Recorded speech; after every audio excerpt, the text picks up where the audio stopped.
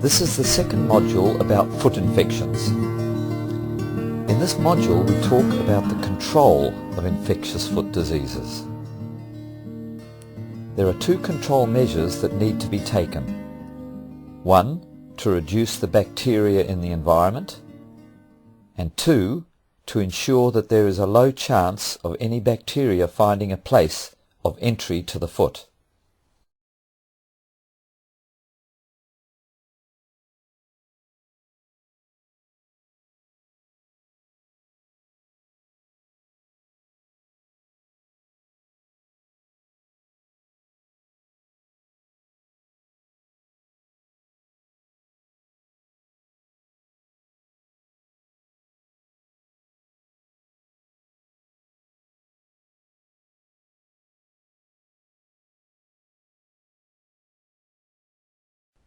Reduction of bacteria in the environment. For all infectious diseases, the concentration of bacteria in the environment determines increases in the risk of the disease spreading. So, an important part of control of infection is reducing infection pressure, which is another way of saying reducing the number of bacteria in the environment. Two measures are needed to reduce the contamination of the environment. The first is early and effective treatment of every lesion to reduce the number of bacteria being released into the environment. So let's start with early and effective treatment. In herds where there are lots of clinical cases, cows with either foot rot or digital dermatitis, the contamination of the environment is likely to be higher. There will be more bacteria there as the bacteria multiply on the foot and leak out into the environment. The longer an infection in a foot is left inadequately treated, the more the infectious agent, or the bacteria, will contaminate the environment, and so increase the risk of infecting other animals. The earlier an infection is treated, the less the contamination. So one way of reducing the number of bacteria in the environment is by effectively treating all infected feet. So, now let's talk about early and effective treatment of infections. In this module, we'll first revise the treatment of foot rot and then digital dermatitis. You can also see this talked about in the course on treatment.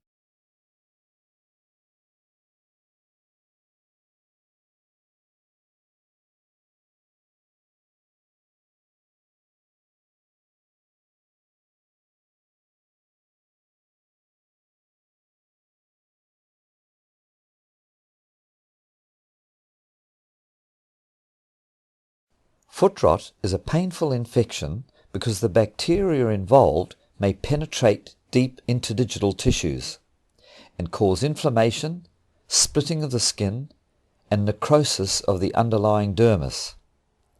Foot rot can develop very quickly, over the course of 3 to 4 days.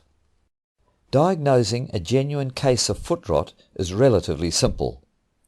You look for swelling or heat above the coronet, and an injury or wound between the claws. Treatment of foot rot must always begin with lifting the foot to check for any object trapped between the claws. In very early cases, before the swelling of the foot appears, the pain causing the lameness may simply be from a sharp stone or stick jammed between the claws.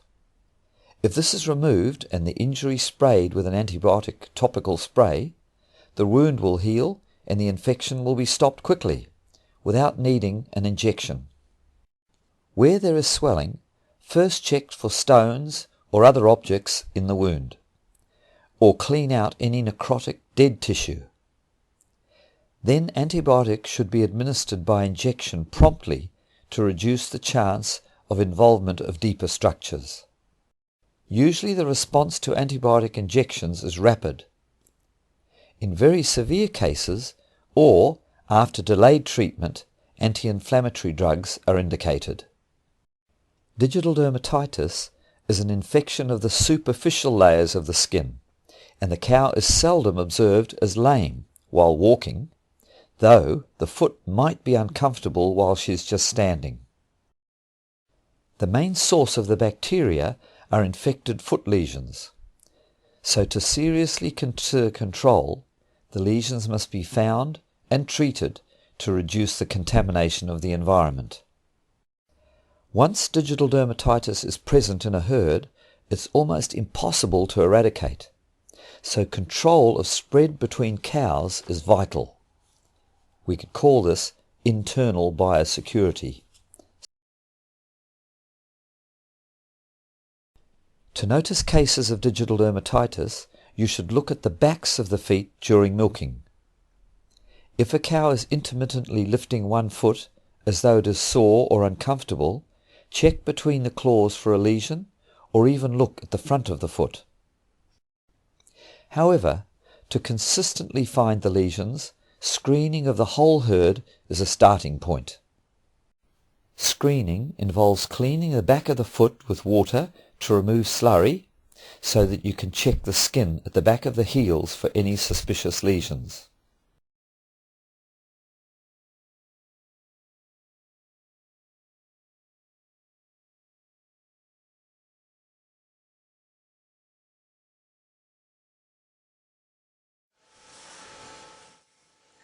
The easiest way to check a herd for digital dermatitis is at milking time. The cows are less distracted, it's quick, and there is less contamination than if you bring them in to do it between milkings. After checking for digital dermatitis, we need 2 people, a bright torch, and somewhere to record the results of. In both rotary and herringbone sheds, the most efficient way to do it is to work in pairs, one person cleaning and the other examining. It is easier for recording to be done by the person cleaning. Washing the feet is best done before cupping or while the cow is actually being milked. It is important not to contaminate the udder or wash off teat spray by doing this after the cups come off.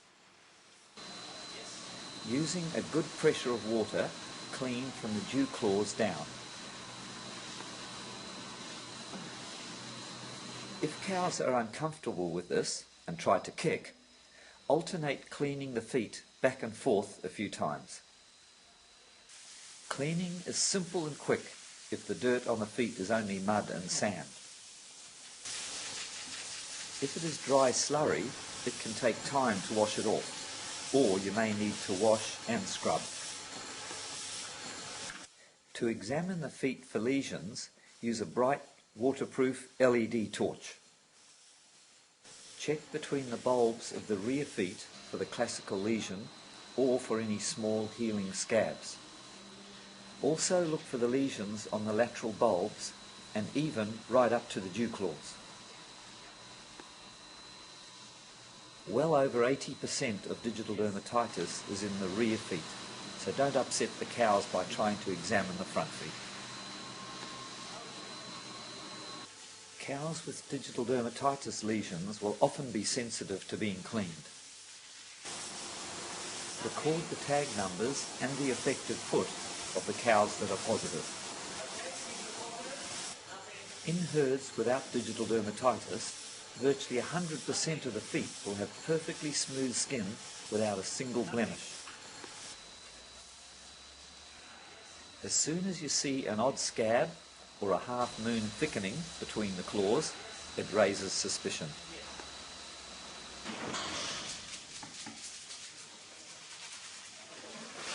When you are finished, make sure that you clean all your equipment well with plenty of water and antiseptic.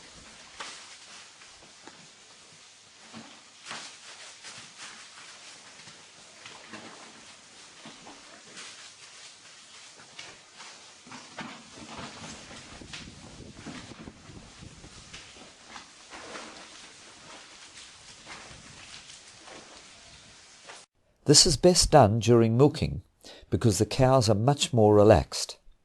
Any lesions seen in the gap between the 2 heel bulbs, like the ones in these pictures you can see, are suspicious. Nothing else apart from digital dermatitis cause these. A torch helps if the light is poor. Ideally, you should inspect the front feet as well, but it is almost impossible and can be really upsetting for the cows. Fortunately, most of the lesions are in the back of the feet. Cases found at regular screening should be treated as soon as possible. Write down the cow's identification and separate and treat the lesions to reduce the chance of them shedding the bacteria into the environment. Treatment of digital dermatitis involves applying topical antibiotic to a clean, dry lesion. For smaller lesions, this could be simply antibiotic spray for 3 days. For larger lesions, bandaging with antimicrobials for a maximum of 2 days is often all that is needed. See more about this on the course on treatment. On occasions, the digital dermatitis bacteria will infect lesions of the wall and sole, and these may need systemic antibiotics and local treatments, together with bandaging to bring the infection under control.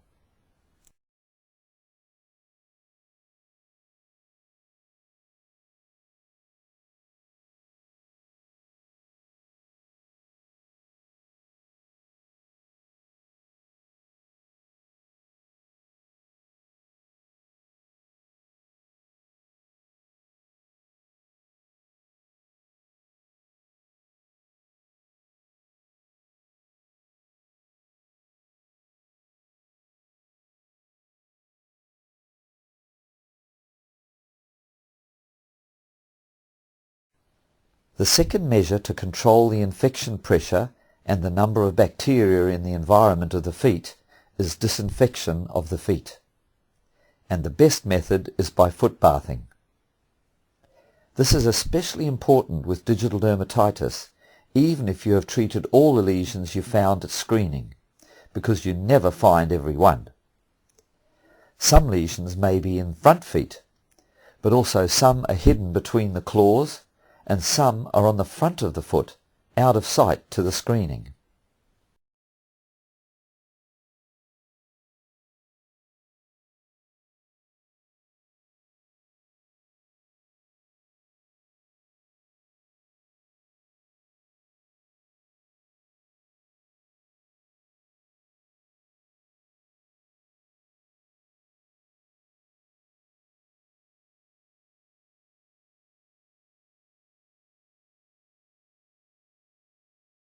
Control of both foot rot and digital dermatitis will always involve a foot bath, but not just any foot bath, but a well-designed foot bath.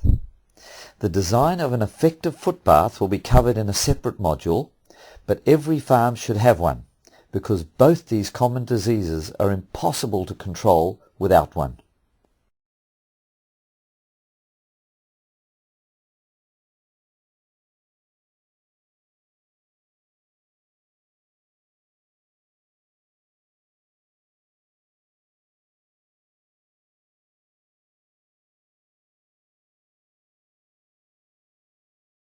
Even if you have a well-designed foot bath, it is also important to follow a suitable protocol for its use. Foot baths are not a treatment. They are a measure to reduce the amount of bacteria that can infect the foot. Foot baths contain disinfectant, and their purpose is to both protect the foot from infection in the same way as teat spray disinfectants protect the teat end from infectious bacteria, by killing them, and also to destroy any bacteria on the skin of the foot that would spread to other feet. Why is a foot bath so critical as part of the control of both foot rot and digital dermatitis?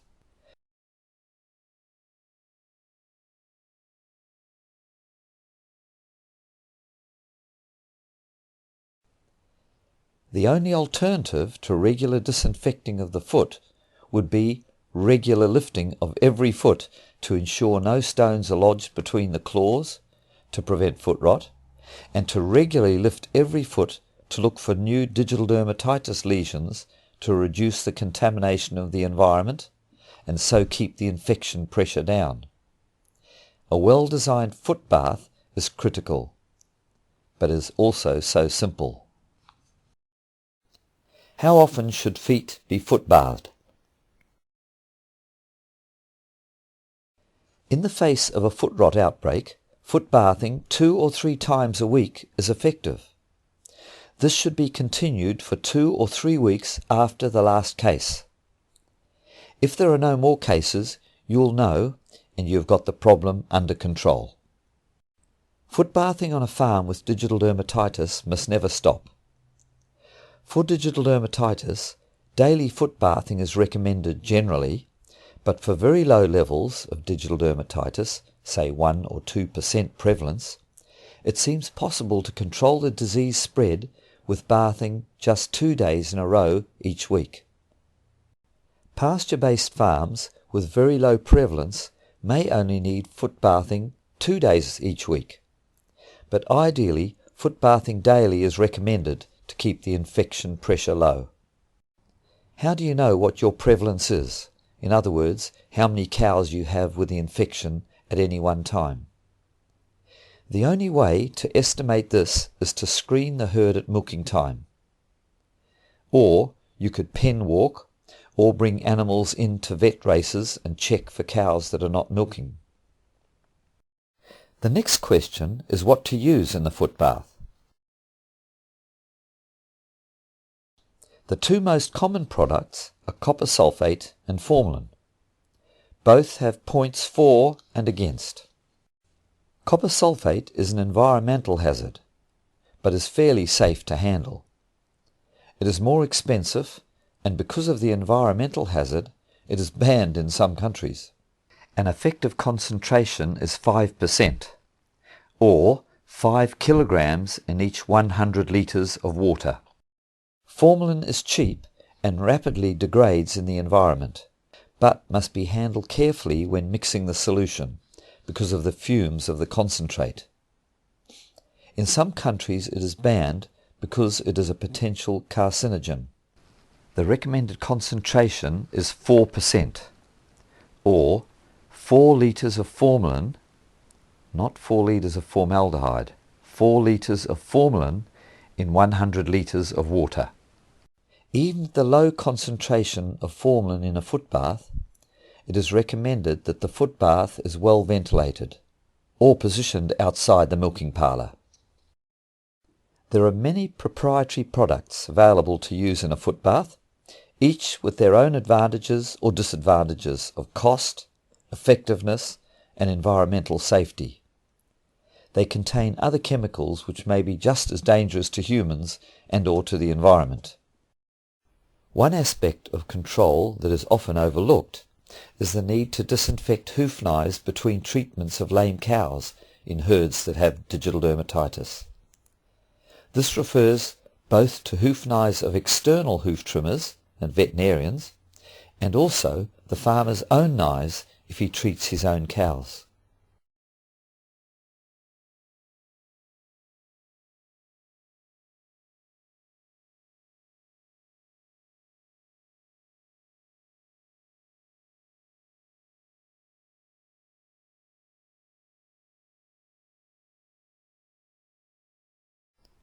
So foot bathing was the first method of control of infection in your herd.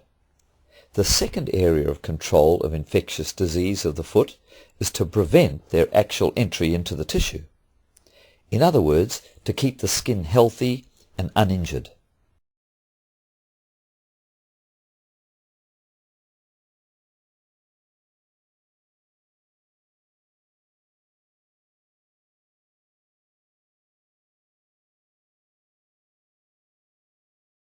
Control of foot rot. The foot rot bacteria are normally present in the feces of cows and you can't get rid of them. So control of foot rot necessarily involves reducing the risks of damage to the skin of the interdigital cleft that will give entry to the bacteria that are already in the environment.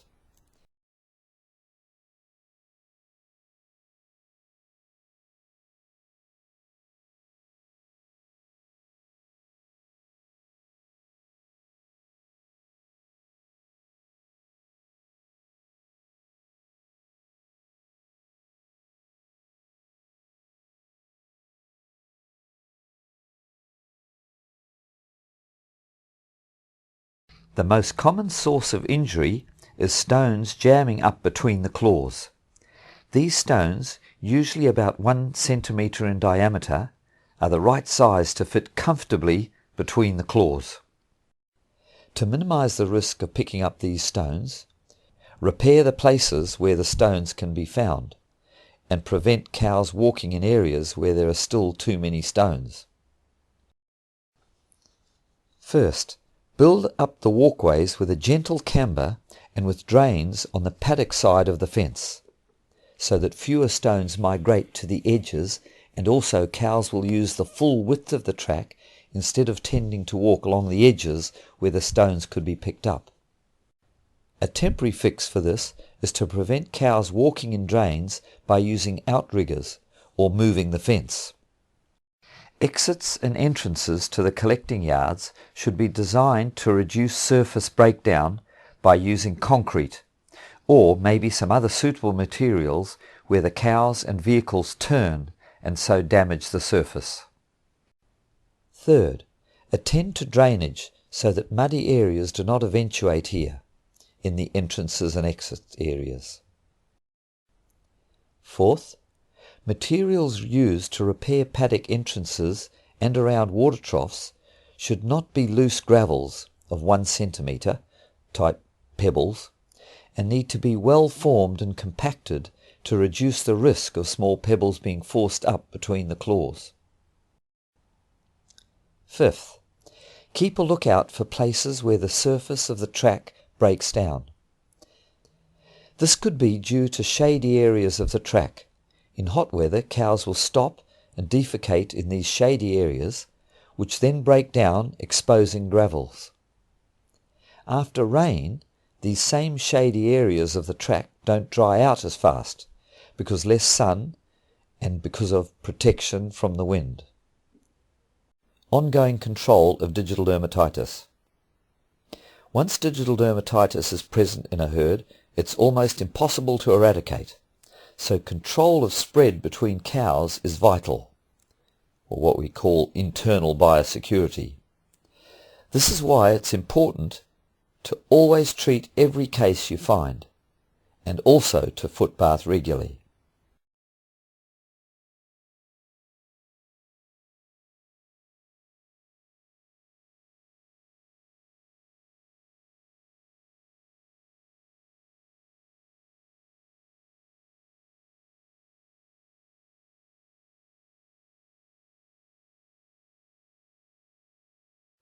Digital dermatitis bacteria seems to best be able to enter the top layers of the skin when it is damp and somewhat compromised by slurry. So the next control measure is to identify and regularly clean up the places where slurry build-up occurs, on feed pads, walkways, and collecting yard entrances and exits.